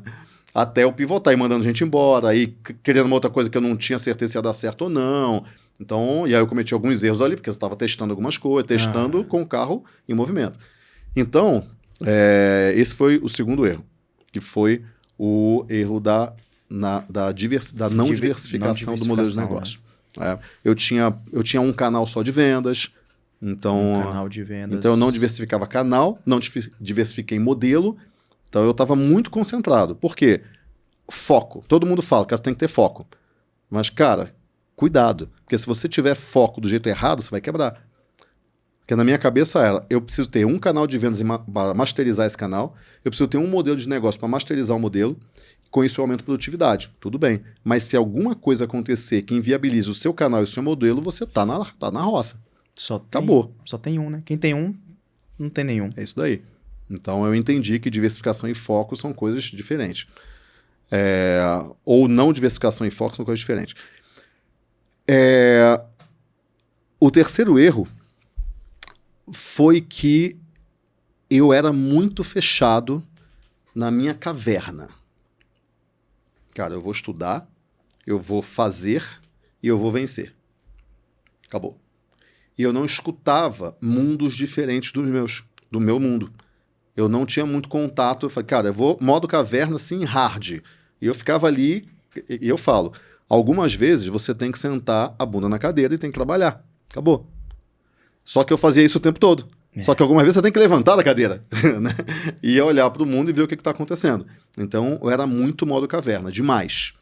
E eu perdia coisas que aconteciam no mundo, oportunidades, coisas que podiam me alavancar, porque eu estava muito modo caverna. E daí eu entendi, cara, modo caverna é muito importante. 70% do meu tempo é gestão, é vendas, é negócio, é fazendo aquilo funcionar. Até para eu ter o que trocar com quem eu for conversar. Muita gente fala de networking, mas networking por si só, ele não funciona se você não tiver o que trocar. Então você tem que ter 70%, 80% ali no teu quadrado, fazendo funcionar aquela máquina, aprendendo com a própria máquina, aprendendo com os seus próprios erros, para que você tenha o que trocar quando você for fazer networking. Senão, você vai ser um alpinista social, e não alguém que constrói. Mas se você ficar só modo caverna, você não vai trocar com ninguém, logo você não vai aprender de maneira mais rápida, que é aprender com quem já está fazendo. Você vai ter que descobrir a roda sozinho o tempo todo. Então existe um equilíbrio para isso. Nem tanto ao mar, nem tanto à terra. Nem você vai viver de network. Eu conheço gente que vive de networking. Ele mora em Alphaville e fica pulando de festa em festa, jantar em jantar, evento em evento, na esperança de construir. E eu falo, você não vai construir. Isso daí é troca. Ninguém vai trocar com quem não tem o que trocar. Você só vai conseguir trocar com quem tem o que trocar. Senão você vai ficar trocando com quem também não tem o que trocar. Cara, isso tem um monte de gente assim. Tem, uma galera. A ilusão do Alphaville. Pô, Alphaville é bom? Sim, é bom, cara. Desde que você tenha o que trocar. Porque senão você vai trocar com quem, Porque lá cara? todo dia, todo momento, toda hora, tem alguma coisa de network, cara. Bora conectar. Quando alguém já chega... Bora conectar. Eu falo... É isso. Calma aí. Conectar em quê? Conectar por quê? Por com quê? quem? Com quem? O que vai sair disso aí, cara? Que a gente vai... Cara. Vamos pro evento e tal, mas pra quê? É isso daí. Então, tem muito a ilusão de que o networking vai construir a minha empresa. Não vai. Quem vai construir sua empresa é você. Boa. Você sentado na cadeira e, rala. O mundo real, ele é diferente do mundo ideal, cara. É lógico. O mundo real é trabalho, e trabalhar dá trabalho, pô. Trabalhar é o trabalho. E dá trabalho mesmo, dá trabalho mesmo. Dá trabalho construir, pô. Você tá há 30 anos, Conrado. É isso aí, cara. Cara, você tá há 30 anos, cara. Assim, sei lá, é 1%, anos, talvez até menos esse percentual de empresas no Brasil que estão há 30 anos, cara. Que desquebrou, inclusive. Desquebrou é muito bom, tá? Não, a cada 10 anos quebra 80%, né? Não, quebra 80% por negligência, porque não sabe, por arrogância, por ego, né? Eu vejo que o ego também, ele é um negócio que a gente tem que estar lutando, sobretudo, diariamente. A gente não pode apagar o ego, Aham. porque senão você não ganha essa energia, mas você tem que usar o ego a favor da empresa e não a seu favor. Aham. Quando Como é que faz isso? Eu sou um cara que tem ego. Aham. Ego significa, cara, eu tenho a consciência de quem eu sou, eu tenho a consciência das coisas que eu construí, cara, eu tenho orgulho, eu tenho ego. Eu sou uma pessoa de opinião, eu coloco a minha opinião, eu tenho ego. Mas eu coloco esse ego não a meu favor para que eu tenha os louros e eu seja o cara, porque isso eu já aprendi já lá atrás, eu já quebrei por causa disso. Eu pego a minha força, essa força que eu tenho, eu coloco a favor do negócio. Boa. Então, colocar a favor do negócio é colocar a favor do meu time e do meu cliente. E quanto mais a minha empresa cresce porque eu coloco a minha energia nela, mais eu ganho. Total. Mais eu ganho. Meu prolabore é maior, eu tenho mais dividendos, a minha empresa vale mais, mas eu coloco a minha força em função da empresa, não em minha função. Uhum. Então, Sim. é uma diferença. Então, não é você não ter ego. Você tem que ter ego. Cara, você tem que ser uma força. Quem não tem ego é apagado. É pequeno. Não, eu não tenho ego pra... Não, filho, tá tudo tudo certo, bem, tá que tudo isso? bem. Sou Não, tão bom assim, não. não tá tudo bem, É não. muita modéstia, né? É aquela modéstia subserviente. Não é a modéstia de eu sei que eu sou bom, mas eu não sou melhor que todo mundo. Eu sou bom em uma coisa, mas o cara é muito melhor do que eu numa outra coisa. Eu não sou melhor do que ele. Eu sou bom em uma coisa, mas eu não sou melhor do que ninguém em tudo. E tem gente que é pior do que eu nessa coisa, mas é muito melhor do que eu em outra. Acabou. Essa consciência é você... Sim, você tem autoestima, você tem orgulho, mas você não pisa em cima de ninguém para ter orgulho. Porque tem gente que só tem autoestima, se sente alto quando coloca o outro para baixo. Você não precisa colocar ninguém para baixo para se sentir bem. Você está bem, mas o outro também. Tá tudo bem. Os dois são bons, só que em coisas diferentes. Legal. Conrado, de todas as perguntas que eu te fiz aqui, qual foi a pergunta que faltou eu te fazer e que a resposta é muito importante para o empresário saber e ouvir de você? Eu acho que a pergunta que você não fez foi: qual é o aspecto mais importante de tudo para que uma pessoa tenha sucesso? Boa, então vou te fazer essa pergunta. Conrado, qual é o aspecto mais importante de tudo para que uma pessoa tenha efetivamente sucesso? Primeiro vamos discutir o que é sucesso. Bora. Para cada pessoa, sucesso é uma coisa diferente. Para um pode ser ter dinheiro, para o outro pode ser... Não precisa ter tanto dinheiro, tem que ter algum, lógico, mas ter uma família unida. E talvez um outro nem ligue para isso. Talvez o outro ter sucesso seja ter liberdade, morar numa fazenda. Talvez para o outro ter sucesso é morar na Faria Lima, ou trabalhar na Faria Lima. Trabalhar num grande banco de investimentos. Cada um tem uma definição de sucesso. Então, a primeira coisa é entender o que é sucesso.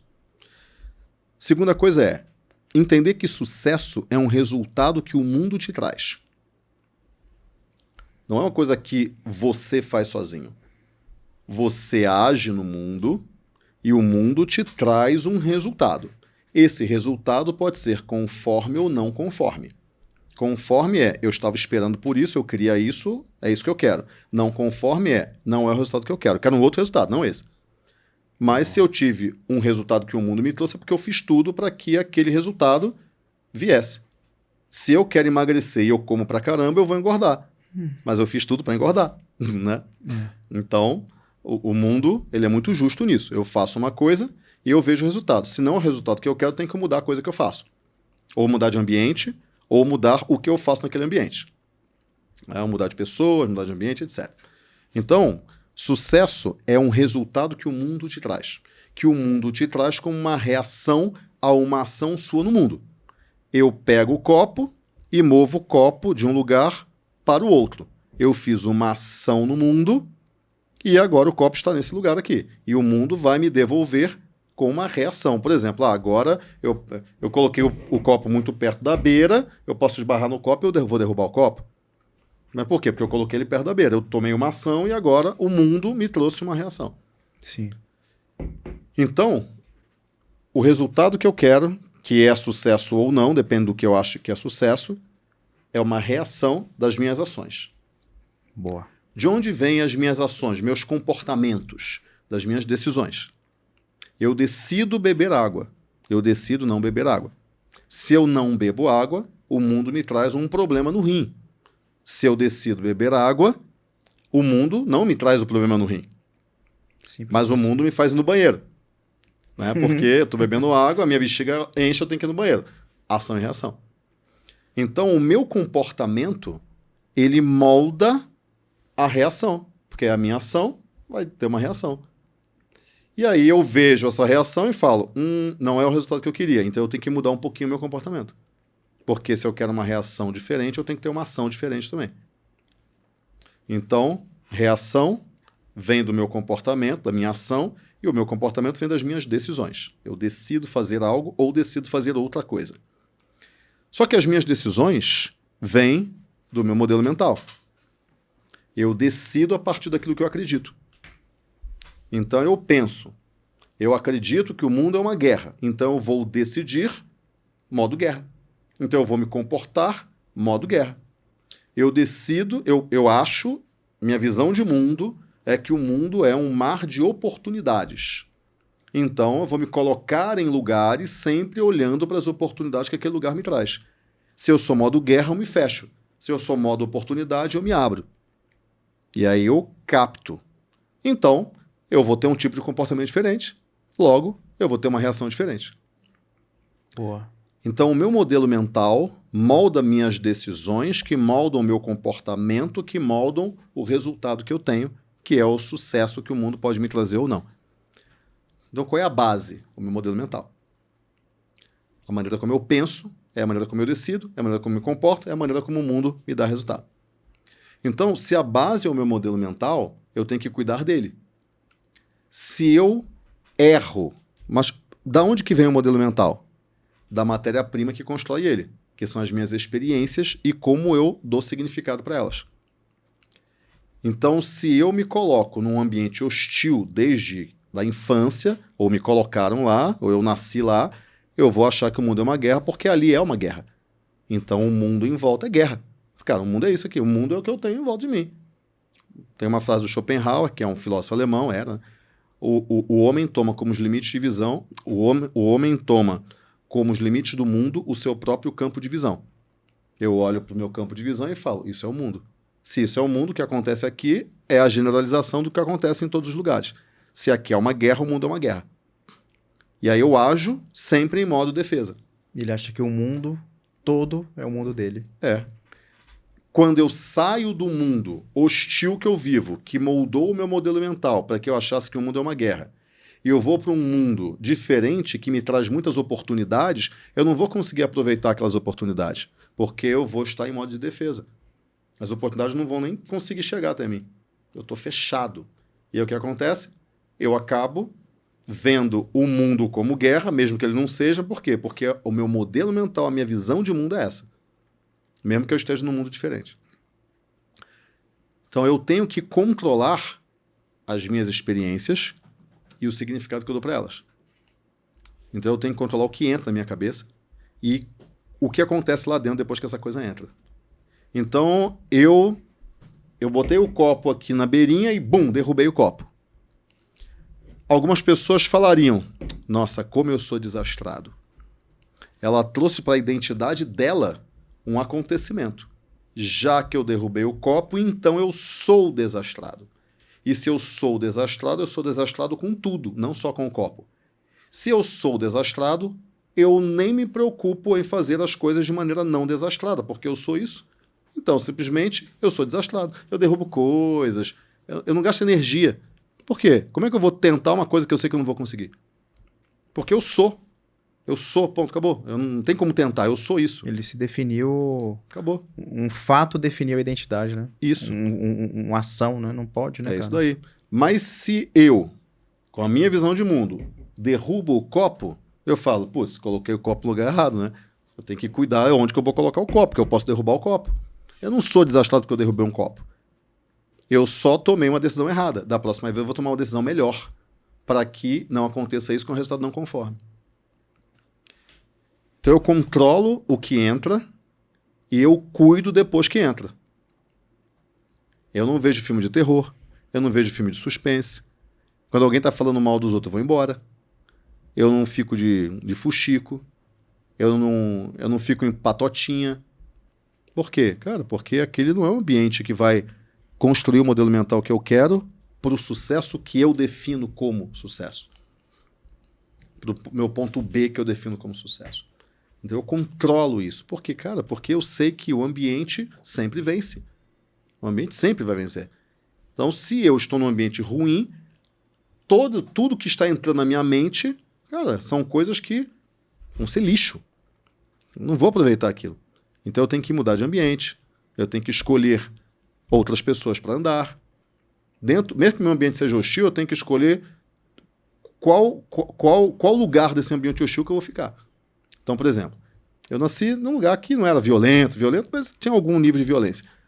A minha mãe... Era Rio de Janeiro, né? Rio de Janeiro, é. A minha mãe, entendendo isso, que na minha época, hoje é mais violento, na época não era tão violento assim. A minha mãe, entendendo isso, primeiro, eu não saía de casa. Eu ficava muito, eu saía para a escola e voltava. Acabou.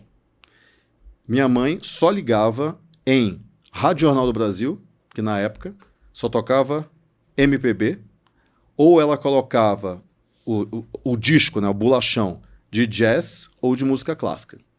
Eu só escutava MPB, jazz e música clássica. Que massa, acabou. Cara. No meio de um ambiente hostil. Eu só escutava isso. Eu lia muito, já que eu ficava em casa, eu lia. E a minha mãe livro, leitura. Então, olha que interessante. Mesmo no ambiente hostil, a minha mãe, que entendeu... Ela entendeu. Ela sacou, cara. Ela me limitou a um local que ali ela tinha controle. E ali ela controlava o ambiente, independente do que tinha em volta. E eu passei a entender também. Porque com a leitura, com o conhecimento, eu comecei a ter mais percepção do mundo. Então eu comecei a ter mais consciência de como é que o mundo funcionava. E foi formando seu modelo mental. E fui formando meu modelo mental, exatamente. Então a coisa mais importante, independente da área que a gente queira trabalhar, se é o relacionamento, se é a saúde, se é o negócio, se é o dinheiro, etc. Cara, é como que você vê o mundo e as decisões que você toma a partir daí naquela tua área. Muito bom. Muito bom, hein, gente? Gostei, viu? Aprendi. Que bom. Aprendi de novo com você aqui. Que bom. Sempre aprendendo com você, né, cara? Legal. Conrado, então eu vou te fazer uma pergunta. O que você mais aprendeu aqui? O que eu mais aprendi aqui? Qual foi o maior aprendizado?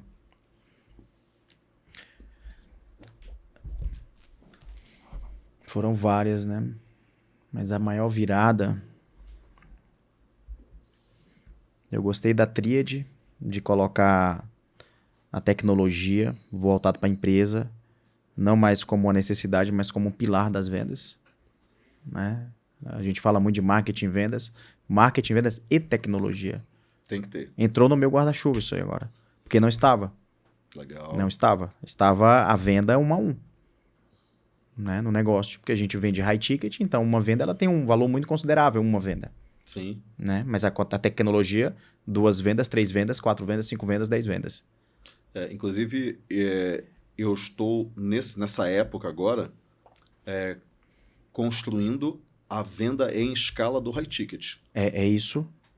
É isso daí. Como é que vende o high ticket em escala? Você tem que atrair em escala as pessoas certas, tem que atendê-las em escala e tem que vender na escala. Putz, mas é só 1 a 1 que vende. Não é, porque depende da comodidade do cara. E é exatamente isso que eu anotei aqui. Eu peguei, tá? É isso daí. Peguei pra mim. Eu falei, pô, ponto cego absurdo aqui. A venda 1 funciona. Mas ela não escala o suficiente. Isso eu peguei. Peguei, anotei. Temos que fazer isso. Né? E eu sugiro que a galera também olhe para a tecnologia como um braço de escala do negócio.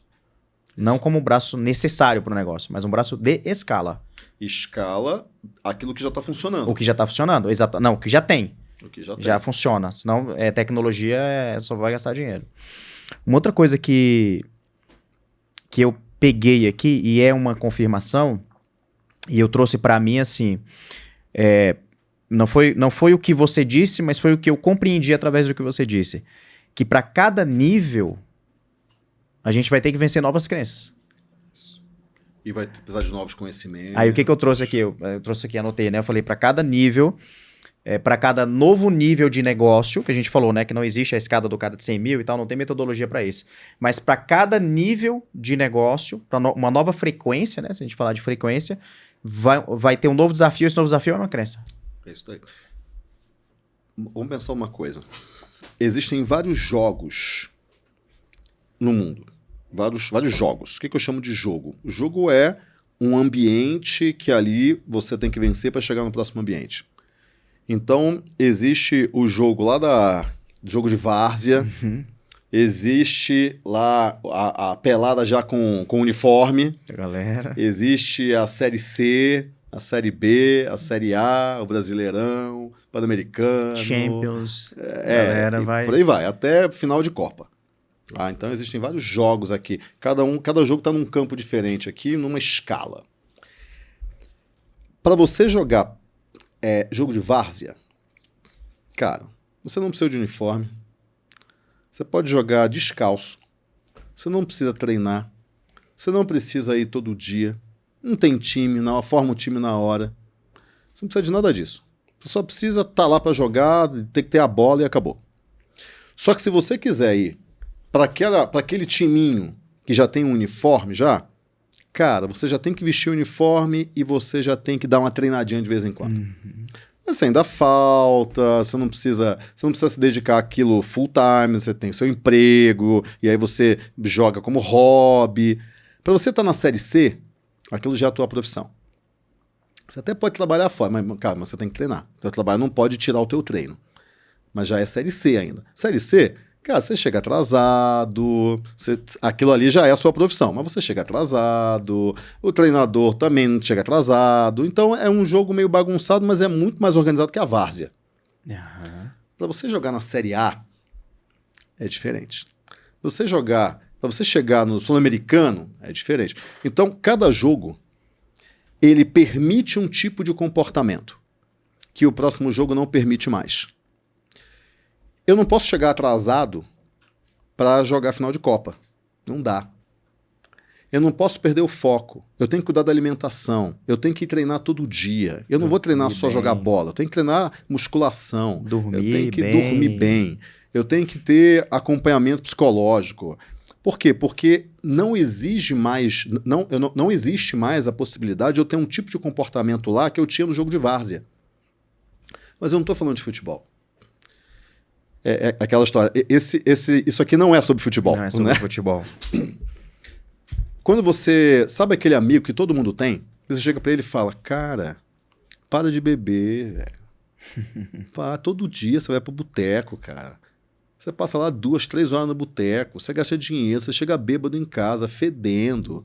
Aí, cara, você não cuida da tua família, tua mulher tá te esperando, teu filho tá te esperando, aí você já é cansado, dorme, dia seguinte você tá com ressaca, você não trabalha direito. Você está estragando sua vida, mas o cara não percebe. Ele está num tipo de jogo que, para ele, o jogo que ele está permite aquele comportamento. Mas você está num jogo superior ao dele. Os comportamentos que você tem que ter não pode ser o comportamento que ele tem. E aí você olha para o comportamento dele e fala, cara, vem para o meu jogo, mas para você vir para o meu jogo, você não pode mais fazer isso. Mas ele não consegue. Porque o modelo mental dele leva ele para aquilo. Ele tem que mudar a maneira como ele acredita que o mundo é. Ele fala, tô me divertindo, a vida é curta, a gente tem que se divertir mesmo, não vamos fazer mal nenhum, cara, não estou prejudicando ninguém. Todo esse modelo, tudo isso, as crenças, as convicções dele, as certezas que ele tem, mantém ele naquele jogo lá. Então, cada nível de jogo exige um tipo de comportamento nosso e exclui outros comportamentos. Exclui. Só que o comportamento vem da decisão, a decisão vem do modelo. Então, para eu aumentar o meu nível de jogo, eu tenho que mudar a minha maneira de pensar, a minha visão de mundo, para que eu tome decisões melhores, para que eu tenha comportamentos adequados para aquele nível de jogo. quando alguém está num jogo Série C e começa a jogar como Série B, não que ele esteja na Série B, mas ele joga como se tivesse, vão acontecer duas coisas. Quais? A primeira coisa é, as pessoas da Série C vão falar pra ele, cara, você trabalha demais, velho. Cara, não precisa de tudo isso, cara. Com muito menos já dá pra você viver aqui nesse jogo aqui, cara. Você tá se esforçando muito. Você é muito workaholic, cara. Você não tem equilíbrio na vida. Fazendo muito mais do que pediram pra você fazer. Pra que você tá fazendo? O cara nem te pediu isso, você tá lá entregando isso. Porque o que a galera da Série C não entende é que esse cara, ele é um cara de Série B. Por um acaso ele tá na Série C. Então a primeira coisa é, você vai ser apedrejado. Você vai ser cancelado naquele ambiente. Você vai ser criticado. E aí vem o teu modelo mental. Se você cede a essa pressão, você nunca vai sair de lá. Mas se você tem a certeza de para onde você quer chegar, você sabe que você tem que fazer mais do que aquilo, porque se você fizer aquilo, você nunca vai sair de lá. Daí, a segunda coisa que acontece é, alguém da Série B te percebe. Porque você destoa. Quem destoa é puxado para cima. Destoa positivamente. Então, o Joel me perguntou no podcast dele, Conrado, o que você viu em mim? Porque você sabia. Você chegou e falou para todo mundo, ó, olha para esse cara, olha para esse cara que todo mundo vai ouvir falar dele, hein? Joel Moraes. Joel Moraes, guarda esse nome. Você falou em público, para um monte de gente, cara. Você, o Pedro Superti. Isso, o Guilherme Machado. Eu lembro desse trecho, ele falou. É isso daí. Ele perguntou, o que você viu em mim? Eu falei, cara, eu sou um cara que reconhece padrões. Muito fácil. Eu sou didático por causa disso. Eu vejo os padrões, eu vejo o que é joio, o que é trigo. Eu tenho uma habilidade de distinguir muito rápido o que é joio e o que é trigo. Muito rápido. Então, eu vi que você destoava. Ou seja, ele estava na Série C jogando como Série B. Destoou. E aí, quando você destoa positivamente, a pessoa que está na Série B olha e fala, o que esse cara está fazendo lá? Esse cara é do nosso jogo aqui. Traz ele para cá. E aí você sobe.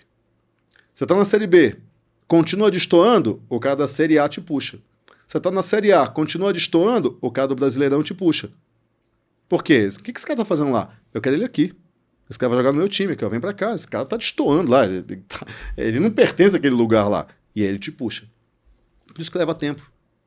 Porque você não sai da Série C para o final de Copa. É um processo.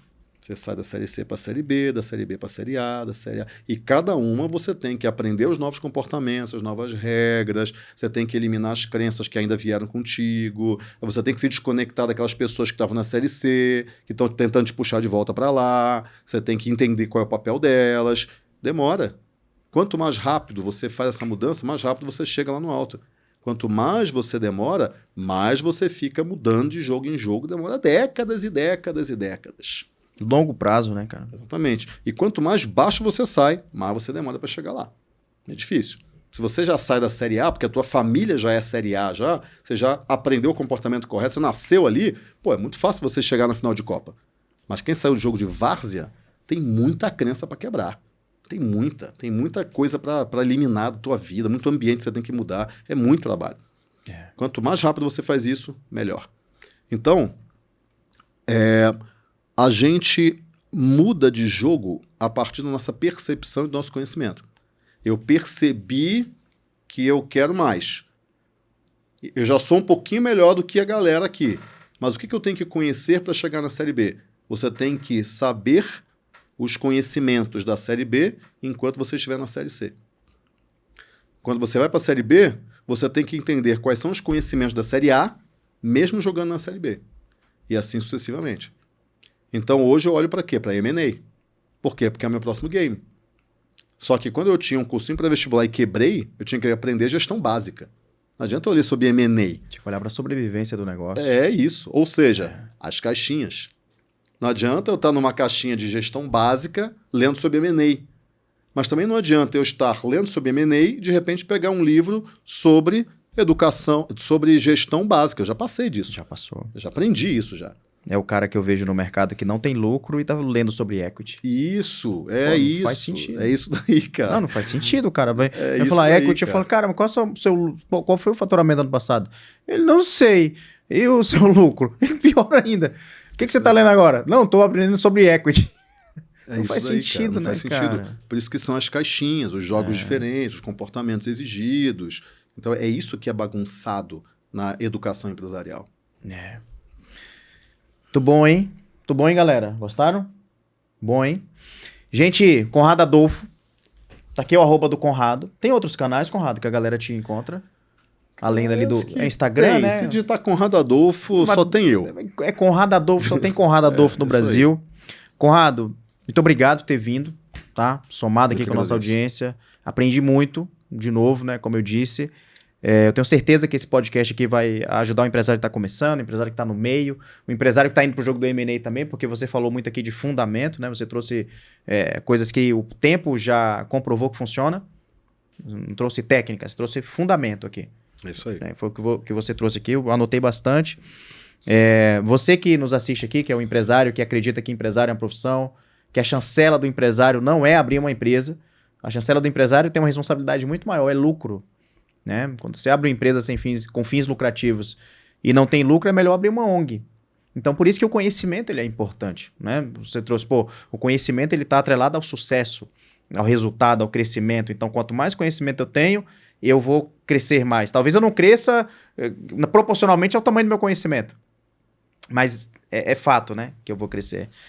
Então, gente, não esqueça de curtir, compartilhar, pega esse podcast, manda lá no teu grupo de empresário, fala aqui, cara, olha esse podcast com o Conrado, você vai aprender isso. Sigam o Conrado na rede social, manda direct pro Conrado quando você tiver assistido, manda lá, cara, ó, Conrado, gostei, aprendi isso aqui. Legal. E deixa aqui seu comentário, tá bom? Conrado, quer deixar uma palavra final, falar alguma coisa pra galera, pro empresário? Enfim, tá contigo. Continue a nadar. Não desiste, vai. Keep walking. Keep walking. Continua, mas sempre ajustando a rota. Sim. Nunca de maneira... Não. Ajusta a rota. Continua, vê o resultado, ajusta e continua, mas nunca para. Continua. Nunca para, tá? Até o próximo encontro. Tamo junto. Contem sempre comigo. Contem sempre com o Conrado. Siga lá. Siga Diego do Vale. Fala que eu te lucro. Forte abraço, galera. Valeu. Tamo junto.